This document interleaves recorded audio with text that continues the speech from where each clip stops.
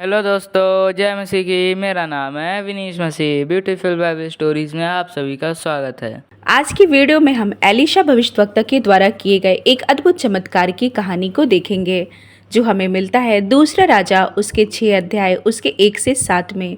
ये कहानी उस समय के बाद की है जब एलिय्याह भविष्यवक्ता को आकाश पर अग्निमय रथ और अग्निमय घोड़ों के द्वारा ऊपर उठा लिया गया था। परंतु एलिय्याह का एक सेवक एलीशा था जो एलिय्याह के प्रति विश्वास पात्र था। एलिय्याह के ऊपर उठा लिए जाने तक एलीशा अपने स्वामी एलिय्याह का साथ नहीं छोड़ा था। इस कारण एलिय्याह ने उससे पूछा कि तू मुझसे क्या चाहता है।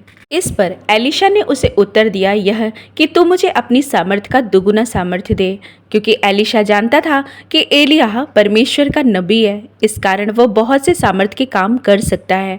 इस पर एलिय्याह ने एलीशा से कहा, यदि तू मुझे ऊपर उठा लिए जाने तक देखने पाए तो यह तुम्हारे लिए हो जाएगा। और एलीशा ने ऐसा किया भी। उसके बाद एलीशा के द्वारा आश्चर्य कर्म होते थे, जिसमें कि एक आश्चर्य कर्म इस कहानी में हम देखेंगे। जब बहुत से भविष्यवक्ताओं के चेले एक जगह पर इकट्ठे थे और जिस जगह पर वो रह रहे थे वो स्थान उनके लिए पर्याप्त नहीं था, क्योंकि वह उनके रहने के लिए छोटा था। तब भविष्यवक्ताओं के चेलों में से किसी ने एलीशा से कहा, यह स्थान जिसमें हम तेरे सामने रहते हैं वो हमारे लिए बहुत छोटा है, इसलिए हम यरदन तक जाएं और वहां से एक एक बल्ली लेकर अपने यहाँ रहने के लिए एक स्थान बना ले। तब एलीशा ने उनसे कहा, अच्छा जाओ। तब किसी भविष्यवक्ता ने उससे कहा कि कृपया अपने दासों के संग चल। तब एलीशा ने कहा, ठीक है, मैं चलता हूँ। अतः वह उनके संग गया और वे यरदन के किनारे पहुंचकर लकड़ी काटने लगे। परंतु जब एक जन बल्ली काट रहा था तो कुल्हाड़ी बेट से निकलकर जल में गिर गई। इसलिए वह चिल्लाकर कहने लगा, हाय मेरे प्रभु, वह तो मांगी हुई थी। परमेश्वर के भक्त ने पूछा, वो कहाँ गिरी?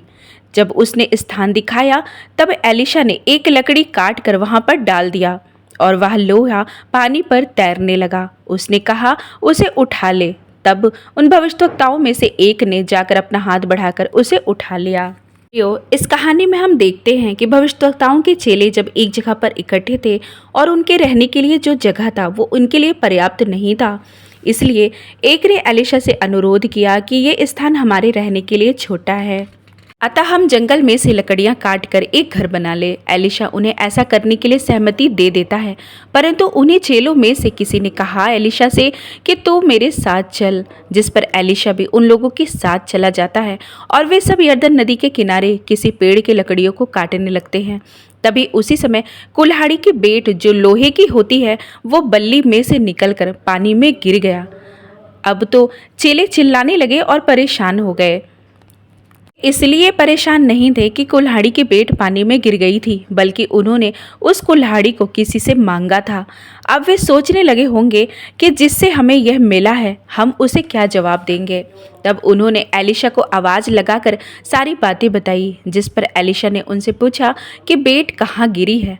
तब उन्होंने वह जगह जहाँ पर बेट पानी में गिरा था वो जगह एलीशा को बता दिया।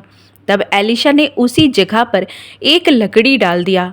तब आश्चर्य होता है कि कैसे लोहे का बेट पानी के ऊपर आकर तैरने लगा। जब एक लोहे का सामान पानी में गिर गया तो उसे पूरी तरह से डूब जाना था। फिर ये कैसा आश्चर्य कर्म था कि साधारण लकड़ी डालने पर लोहे की बेट उसी के स्थान पर ऊपर आकर तैरने लगा। सच में यही सब परमेश्वर के द्वारा किए गए आश्चर्य कर्म हैं, जिसे लोग समझ नहीं पाते। एक असंभव काम कैसे परमेश्वर के द्वारा संभव हो जाता है, यह एक आश्चर्य है। इस प्रकार से लोहे की बेट जो भारी वस्तु थी उसे निकालने के लिए परमेश्वर ने अपने दास के द्वारा साधारण से लकड़ी का इस्तेमाल किया। उसी प्रकार से हमारे पाप जो लोहे की बेट से भी भारी है, हमें हमारे पापों से बचाने के लिए प्रभु यीशु मसीह लकड़ी के क्रूस पर आकर अपने प्राण को दिए। इस प्रकार हमारा जीवन भी पापों की गहराई में डूबा हुआ था। परमेश्वर के द्वारा दिए गए सारे नियम और व्यवस्थाओं का उल्लंघन करते चले आ रहे थे और पापों की गहराई में डूब चुके थे। परंतु परमेश्वर ने अपने इकलौते पुत्र प्रभु यीशु मसीह को लकड़ी से बने कैलवरी क्रूस पर चढ़ा दिया, ताकि वह हमारे सारे पापों को अपने ऊपर लेकर हमें ऊपर निकाल सके। प्रभु यीशु हमें बचाने के लिए अधोलोक की गहराई तक गए ताकि हम बचाए जा सके। यहीं तक ही नहीं, प्रभु यीशु मसीह तीसरे दिन तक उस अधोलोक को पार करके जीवित भी हुए ताकि बाद में भी वह हमारे साथ हमारी सहायता के लिए रह सके। यीशु स्वर्ग पर भी गए ताकि हमारे लिए जगह तैयार करे, एक दिन आकर हमें भी स्वर्ग में ले जा सके। गीतों के काम 2 उसके 32 में लिखा है, इसी यीशु को परमेश्वर ने जिलाया जिसके हम सब गवाह हैं। प्रियो, इसी प्रकार जब एक विश्वासी प्रभु यीशु मसीह के नाम से बपतिस्मा लेता है तब उसके पाप लोहे की कुल्हाड़ी के समान कितने भी भारी हो जो पानी में डूब जाती है, उसी प्रकार बपतिस्मा के समय पानी में अपने पापों के साथ डूबना। प्रभु यीशु मसीह के क्रूस के द्वारा हमारे लोहे के समान पाप वो हल्के होकर पानी में तैरने लगते हैं और बहुत शांति महसूस होती है।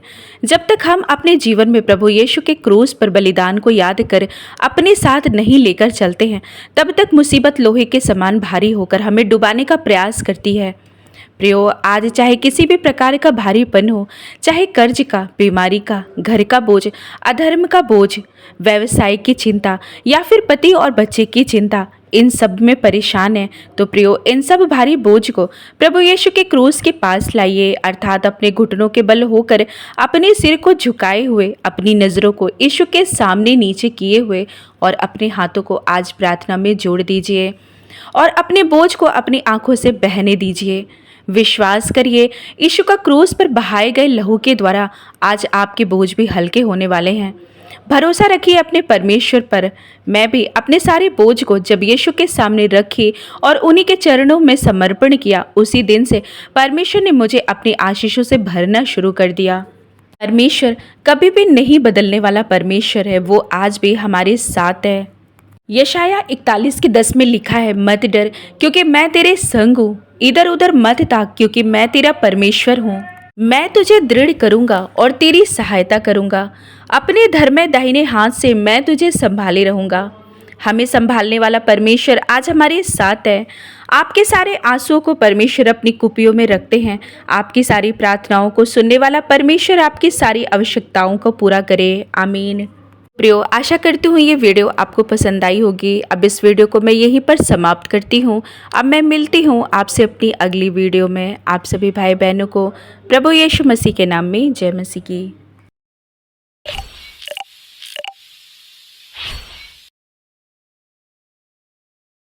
तो दोस्तों, कैसी लगी आपको स्टोरी कमेंट में लिख के बताइए। आगे ही ऐसी वीडियो देखने के लिए हमारे चैनल को सब्सक्राइब कर दीजिए। जय मसीह की दोस्तों।